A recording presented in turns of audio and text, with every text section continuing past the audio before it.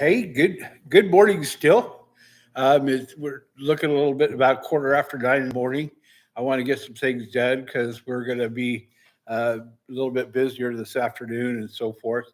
So anyway, I'm going to do the second half of chapter 7 now, and that way we can be ready to do the stuff that we need to do this evening. So little housekeeping before we get going.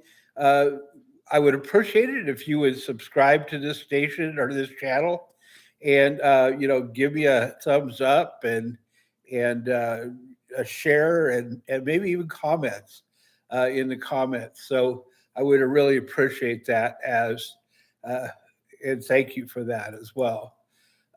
So actually, we're going to be looking at Isaiah, and this post is uh, post 12 or part 12 in Isaiah, and it covers Isaiah chapter 7, verses 10 through 25. And so it can finish up the chapter 7, and then, of course, we'll get into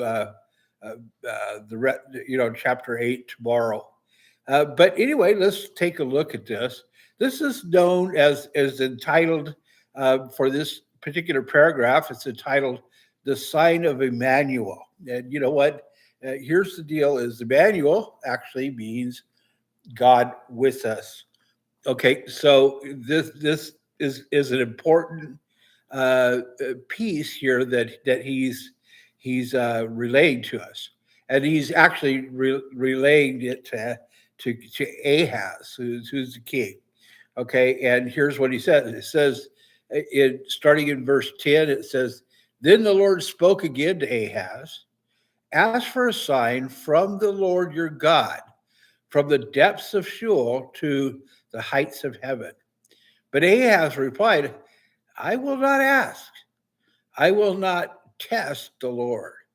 Isaiah said, "Listen, house of David, is it not enough for you to try the patience of men? Will you also try the patience of God? Therefore, the Lord himself will give you a sign. The virgin will conceive, have a son, and name him Immanuel. By the time he learns to reject what is bad and choose what is good, he will be eating butter and honey. For before the boy knows to reject what is good, what is bad, and choose what is good, the land of two kings you dread will be abandoned. Will be abandoned. Okay? The Lord will the Lord will bring on you your people and the house of your father such a time as has never been since Ephraim separated from Judah. The king of Assyria is coming. On that day, the Lord will whistle to the fly that is at the farthest streams of the Nile, and to the bee that is in the land of Assyria. All of them will come and settle in the steep ravines, in the clefts of the rocks, in the thorn bushes, and in all the water holes. On that day, the Lord will use a razor hired from beyond the Euphrates River, the king of Syria, to shave the hair on the legs, and to remove the beard as well. On that day, a man will raise a young cow and two sheep, and from the abundant milk that they give, he will eat butter. For every survivor in the land will eat butter and honey.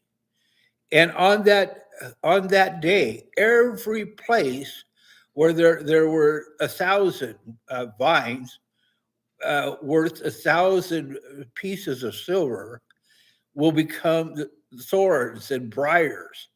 A man will go there with bow and arrows because the whole land will be thorns and briars. You will not go to all the hills that were once tilled with a hoe, for fear of the thorns and the briars. Those hills will be places for oxen to graze and for the sheep to trample. Okay, so there is another uh, portion here, and you can tell by the tone and also some of the language. You will call him Emmanuel, that is going to be pointing toward Jesus Christ, and so let's get into really what this means in this next part. Kind of sort it out a little bit. Isaiah chapter 7, verses 10 through 25 primarily means that God, through the prophet Isaiah, promised King Ahaz of Judah deliverance from his immediate enemies. But because of Ahaz's lack of faith and reliance on Assyria, God will eventually bring severe judgment upon Judah using the very Assyrians he trusted.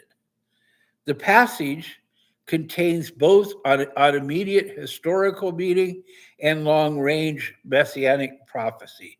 Now, you know what? If you look around today, this it's got a future meaning here. If you look around today, the alliances and so forth that people are making, that nations are making, will come back and bite them because they didn't follow what God wanted them to follow. Okay. And God always lets them know.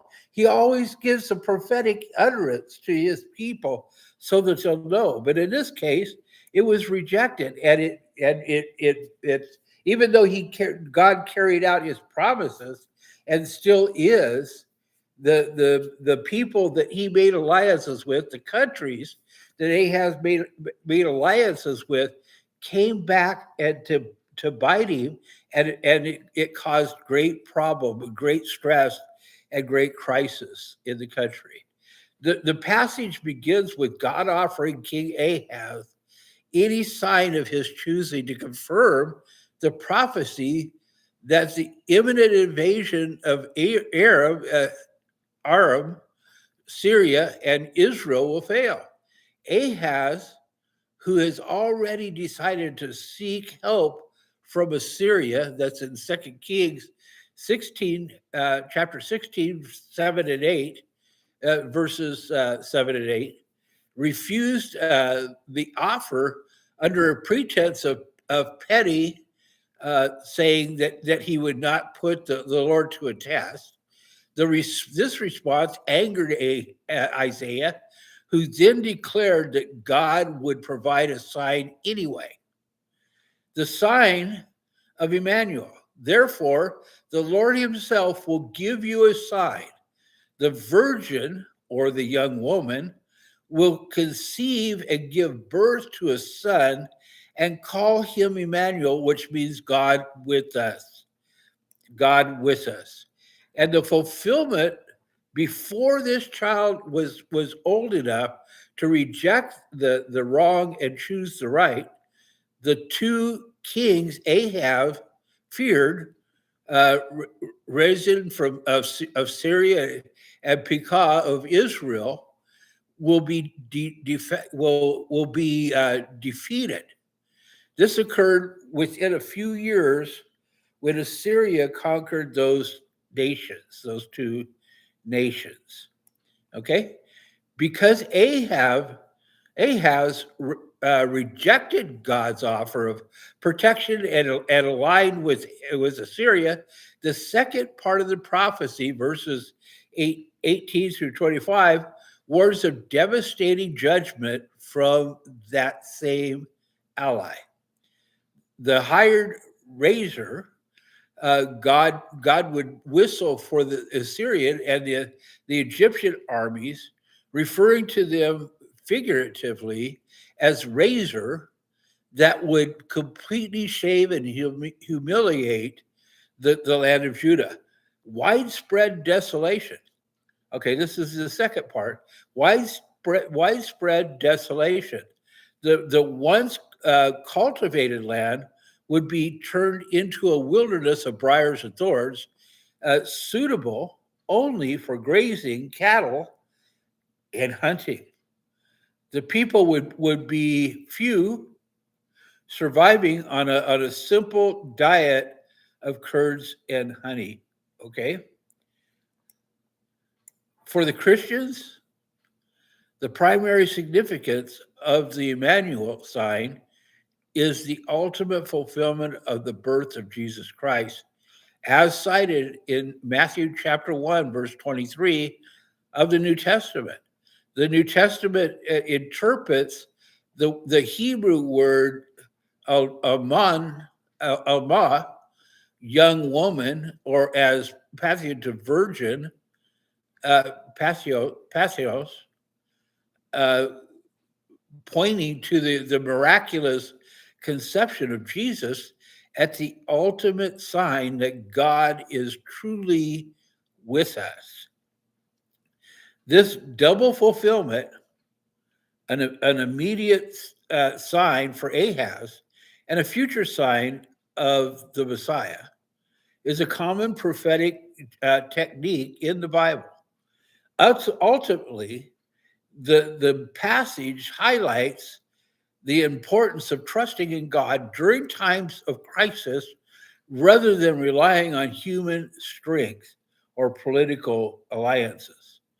Ahaz's failure to trust God led to his nation's eventual judgment, while the sign of Immanuel offered a promise of ultimate salvation through a future perfected King, Jesus Christ. This is, to me, this is pretty amazing as we go through this. This is just amazing. It's outstanding, and we it's exciting. Okay, that's what it is. It's exciting because this has been prophesied. You can see it follow all the way through the Old Testament into the into the New, and even into the last book in Revelation, the last book of the Bible in the New Testament. What an amazing thing! This was being repeatedly told, prophetically told to the people. And you know what? They were afraid. They wouldn't listen. They were afraid of what would be coming. And you know what? We got to learn to trust in God. We have to learn to trust what he says. We have to take hold of his promises and put our trust in his promises. You know what? It isn't alliances with other countries that's going to save us. It's Jesus Christ, the ultimate in salvation.